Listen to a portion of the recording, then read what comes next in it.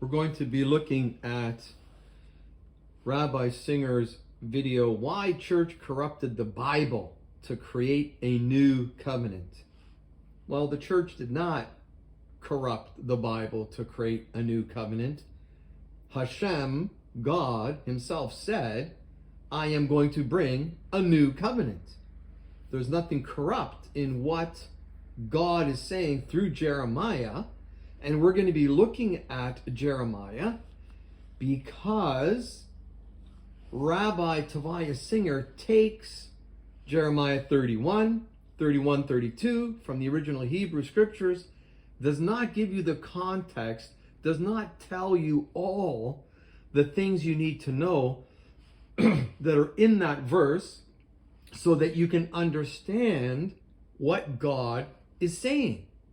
We are going to first turn to what Rabbi Singer says, and then I'm going to show you what the Tanakh says. So here we go with Rabbi Singer's speech. Read passages out of context, and you will find yourself steeped in idolatry, walking into these filthy buildings with filthy statues, and you'll be steeped in avodah zarah. If that's what you want, please, if you like being a Christian, if you enjoy it, if you get a kick out of it, never read passages in context. Wow, that's pretty brutal words.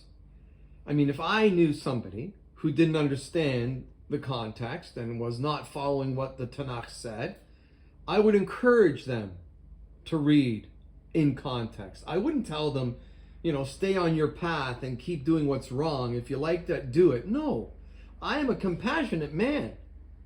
I want people to understand the truth about what we're reading in the Tanakh and in the new covenant that the Christians have. Rabbi Singer is overlooking one major aspect of Jeremiah 31 to 32, and that is killing you spiritually. He says it himself. If you are not reading within the context, you're going to be killing yourself spiritually. And so we're going to look at Jeremiah 31 and 32, and we are going to see that, in fact, he is the one who is not giving you the context. Here's Jeremiah 31, 32, and I want you to observe what are the major points in these two verses.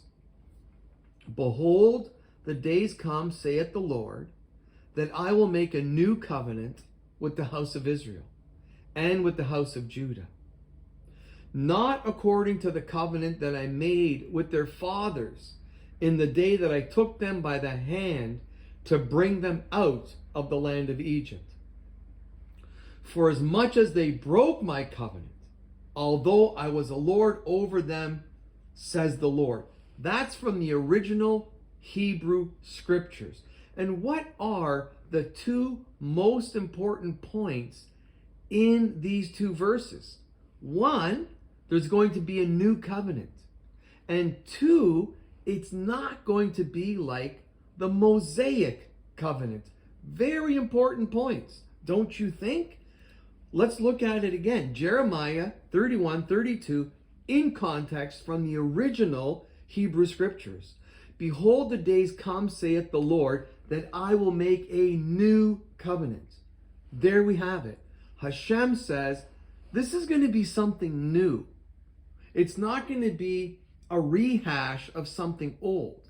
I'm not going to resurrect something from the old. I'm not going to refurbish it. I'm not going to re-implement it. I'm not going to re-execute it. No, I'm going to do something new. Then to further make his point, Hashem says this new covenant, in verse 32, is not going to be like the one according to the covenant that I made with their fathers in the day I took them by the hand to bring them out of the land of Egypt.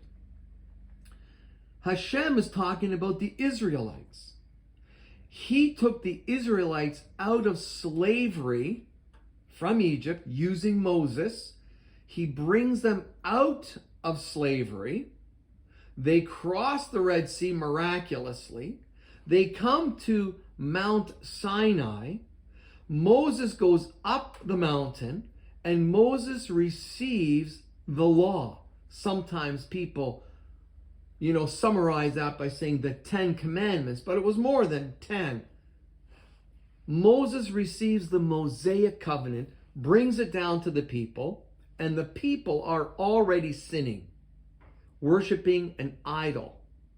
So Moses has to go back up Mount Sinai. God gives him the covenant again. He brings it down and says, this is what you must follow to please Hashem. And what does it say in verse 32? They broke my covenant. So the people of Israel didn't want anything to do with the Mosaic law. They preferred doing what they wanted to do. So God says, okay, I am going to send a new covenant. The fact here is that the new covenant will not be like the Mosaic covenant. The new covenant is about who the Messiah is. Instead of putting your trust in yourself and in following the law, Hashem says, I'm going to give you a new covenant. I'm going to make it easier for you. I'm going to allow you to trust in the Messiah. He is the new covenant. And when you trust in him, he is going to give you his spirit. He's going to fill you with the Spirit of God. He's going to fill you with a heart, change your heart of stone, give you a heart of flesh, and allow you, he's going to write God's laws on your heart by the Spirit, and the promise that I give you, that your sins are going to be forgiven through the new covenant, through the Messiah, is going to happen. God said he was going to make a new covenant. God did not say he was going to renew the Mosaic covenant. This Mosaic covenant, some people call it the first covenant, some people call it the old covenant, some people call it the law, some people call it Torah.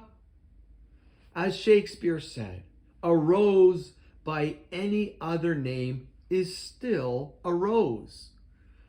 Whatever you call it, the promise, the testament, whatever you call it, it is what God gave Moses on Mount Sinai. This is the context of Jeremiah 31, 31, and 32. This old covenant, this first covenant, this original covenant, whatever you want to call it, this law is going to be replaced with something new. The Israelites broke the Mosaic covenant, and we are now back to the fact that God said, I will make a new covenant. I hope this is making sense to you. Rabbi Singer, very often, I have never seen him discuss the fact that God said, Hashem said, this new covenant is not going to be like the old one. Do you see how this sin of omission can change the meaning of a text? If you neglect to bring something important to the table, you know there's something wrong. I've got teenagers, and when I ask my teenage son sometimes, hey, John, you were in your room, were you doing your homework? And he may respond and say, I was in my room. Well, the assumption might be that he was doing his homework, but that's not what he said. When Rabbi Singer speaks, he will tell you something. But if he leaves out the most important point, that this new covenant is not going to be like the Mosaic one. It's not going to be a covenant of law. It's a covenant of grace. It's a covenant of forgiveness. It's a covenant of believing in the Messiah as your Savior. It's a covenant of Him washing you in His blood so that you can be cleansed and your sins can be forgiven. And He fills you with the Holy Spirit, giving you the power to live the new life that you want to live. He writes His law on your heart, not like the Mosaic law, a bunch of do's and don'ts, but the law of love and a new spirit. Ezekiel says, I will give you a new spirit. I pray God blesses you and that you take this for what it is.